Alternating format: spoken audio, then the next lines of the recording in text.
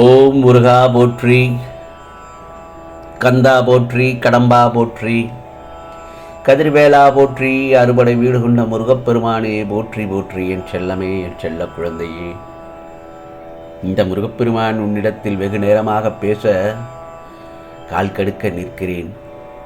ஆம் செல்லமே, நான் சொல்வதை கேள். நிராகரித்து விடாதே, புறக்கணித்து விடாதே என் செல்லமே.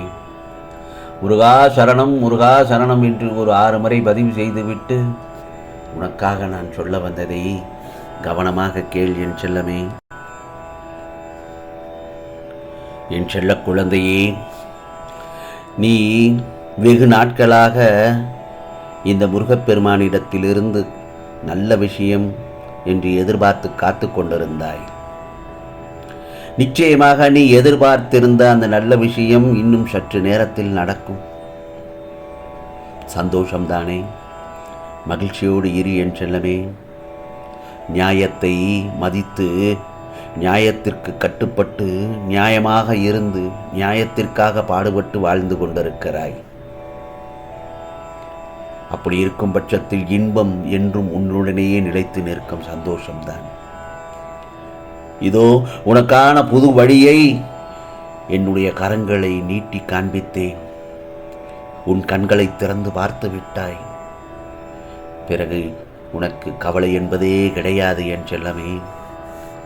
துன்பங்கள் எந்த ரூபத்தில் வந்த பொழுதும் துவண்டு போன உனக்கு இனி தைரியத்தோடு எதிர்த்து நின்று, அனைவரிடத்திலும் விட்டு கொடுத்து அனுசரித்து சென்று உன் வேலையை முடித்து கொள்ளப் போகின்றாய். யாரிடத்திலும் வீராப்பாக இருக்க வேண்டாம் என் செல்லமே. அனுசரித்து போ. உன்னை அனைவரும் சாதாரணமாக நினைத்து கொண்டிருக்கின்றார்கள். உன் வலிமை என்ன என்பதை நீ அறியாமை போல அவர்களும் இன்னும் அறியவில்லை. நீ முருகப்பெருமானின் செல்ல பிள்ளை.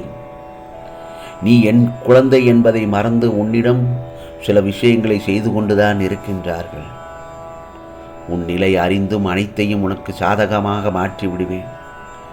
கவலைப்படாதே என் செல்லமே.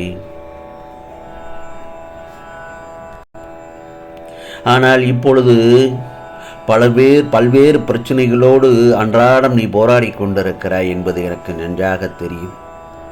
இந்த போராட்ட வாழ்க்கையிலிருந்து முருகா, எனக்கு ஒரு நிமிடமாவது நிம்மதி கிடைத்து விடாதா என்று என்னிடம் ஏங்கி தவித்து புலம்புகிறாய்.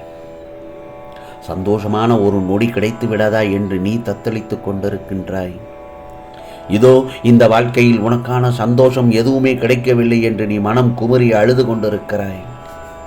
நிம்மதியற்று நிலை குலைந்து அழுது கொண்டிருக்கும் உன்னிடம் இனி வரும் சூழலை உனக்காக சொல்லப் போகிறேன். கவலைப்படாதே. கவலைகளை எல்லாம் தாண்டி கடந்து வந்துவிட்டாய். இனி கவலைகளை எல்லாம் மறந்து சகல ஐஸ்வர்யங்களோடு வாழப்போகிறாய் என்பதுதான் நிதர்சனமான உண்மை.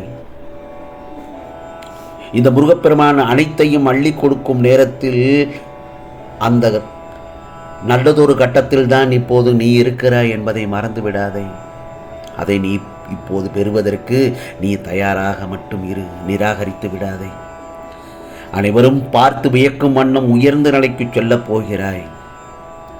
உன் எதிரிகள் வியக்கும் அளவுக்கு நல்லதொரு வாழ்க்கை வாழப்போகிறாய் என் செல்லமே. அந்த அளவுக்கு உனக்கு வெற்றி வெற்றி என்று ஒவ்வொன்றாக வாழ்க்கையில் கிடைக்கப் போகிறது. நான் ஒன்று சொல்லட்டுமா? அவர்கள் எப்படி நினைப்பார்கள் என்று தெரியுமா? உனக்கு நான் எவ்வளவு கஷ்டங்களை கொடுத்தேன். நீ வாழ்க்கையில் முன்னேறக்கூடாது என்று எப்படியெல்லாம் பல வழிகளை செய்தேன், பழிபாவங்களை செய்தான். ஆனால் அதையெல்லாம் தாண்டி வந்துவிட்டாயே. எப்படி என்று மூக்கில் விரலை வைத்து நீ வாழ்க்கையில் முன்னேறிவிட்டாய், வளர்ந்து வந்துவிட்டாய் என்று திகைத்து நிற்பார்கள். அவர்களுக்கெல்லாம் நீ நல்லதொரு தக்க பதில் சொல்லிவிட்டாய். வாழ்க்கையில் நீ வெற்றி பெற்று விட்டாய் என் செல்லமே. இதோ அடுத்தடுத்து பல சாதனைகளையும் படைக்கப் போகிறாய். நீ நினைத்ததெல்லாம் உன்னிடம் வந்து சேரப்போகிறது. தடைப்பட்டவை எல்லாம் கைகூடி வரப்போகிறது. நான் ஒன்று சொல்லட்டுமா? உனக்கான உறவு இருக்கிறதல்லவா? நல்லதொரு உறவு, புதியதொரு உறவு. உன்னிடம் வந்து சேரும் நேரம்தான் இது. அந்த உறவை நிராகரிக்காமல் பெற்றுக்கொள் என் செல்லமே. வாழ்க்கையில் விட்டு கொடுத்து போ. அந்த உறவோடு வாழ்க்கை இன்பமயமாகும். அடுத்து நல்ல வேலை கிடைக்கப் போகிறது. அந்த ஒரு தகவல் இன்னும் சில நேரத்தில் உனக்கு தொலைபேசி வாயிலாகவோ அல்லது அஞ்சலம் மூலமாக வாயிலாகவோ நிச்சயமாக கிடைக்கப் பெறுவாய். நீண்ட ஆயுளோடு இருக்கப் போகிறாய். நோய் நொடி இல்லாமல் வாழப்போகிறாய்.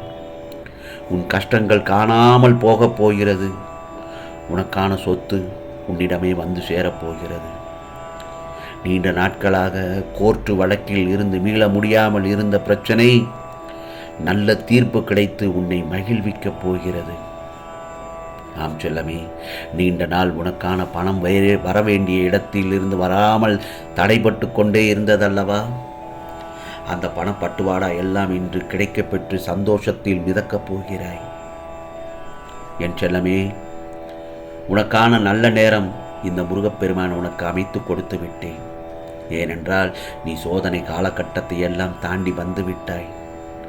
திரும்ப திரும்ப சொல்கிறேன், இந்த முருகப்பெருமான் உனக்கான நல்ல நேரத்தில் நல்ல வேளையில் நல்ல நாளில்தான் நீ பிறந்திருக்கிறாய். நீ ஆசைப்பட்டவருடன் உன் மன வாழ்க்கை அமையப் போகிறது. உன் பயத்தை விரட்டிவிடு. இத்தனை நாள் உன் பயம்தான் வெற்றி இலக்கை நோக்கி செல்வதை தடுத்தது. பயத்தை தூக்கி எறிந்துவிடு என் செல்லமே. துணிவோடு செயல்படு. வெற்றி நிச்சயம். ஆம், ஆகவே உன் நிலைமை படிப்படியாக முன்னேறி இந்த முருகப்பெருமானின் அருளால் நிச்சயமாக வாழ்க்கையில் முன்னேறி விடுவாய் என் செல்லமே. உன் நிலைமை நல்லதொரு விதத்தில் மாறிவிடும். இந்த முருகனின் அருளால் இனி வரும் நாட்கள் உனக்கு மிகவும் மகத்தானதாகத்தான் இருக்கும். உனக்கு நல்ல நேரம் ஆரம்பித்து சில மணி நேரங்கள் ஆகிவிட்டது. இறங்கு முகமாக இருந்த உன் வாழ்க்கை இனி ஏறு முகமாகத்தான் இருக்கும். கைக்கு எட்டியது வாழ்க்கை எட்டவில்லை என்று சில சமயம் நீ கவலைப்பட்டது உண்டு. இனி உன் கரங்கள் முழுவதும் நீ விரும்பியதை அப்படியே பெற்றிடுவாய். ஆம் செல்லமே, குலதெய்வத்தை மறந்து எதை தேடினாலும் அது கிடைப்பதில் சிரமம் ஏற்பட்டு விடுகின்றது. செய்ய வேண்டிய அனைத்தையும் செய்து இறைவனை மகிழ்விப்பவன் இறைவனால் மகிழ்விக்கப்படுவான் நிச்சயமாக. உன் வீட்டில் குடியிருக்கும் தேவதையை நறுமணங்கள் வீச கவனித்துக்கொள். இல்லத்திலும் உள்ளத்திலும் எதிர்மறையான எண்ணங்களை இல்லாமல் பார்த்துக்கோ. முடிந்தவரை இல்லாதவர்களுக்கு உதவி செய். ஆம், பிறருக்கு நீ செய்யக்கூடிய உதவி நேரடியாக இறைவனை போய் சேரும் என்பதை மட்டும் மறந்து விடாதே. மனம் முழுவதும் கவலைகளால் நிரப்புவதை விட்டுவிட்டு மனம் முழுவதும் நேர்மறை எண்ணங்கள் நிலைத்து நிற்கட்டும். நிச்சயமாக நாம் நன்றாக வாழ்கின்றோம். இறைவன் நமக்கு நல்லதை செய்து கொண்டிருக்கிறான் என்பதை மனதார ஏற்றுக்கொண்டு நிச்சயமாக உனக்கானதெல்லாம் நல்லது நடக்கும். நல்லது மட்டுமே நடக்கும். அதுவும் நன்மையாகவே இருக்கும். ஓம் சரவண பவ. ஓம் சரவண பவ. ஓம் சரவண பவ.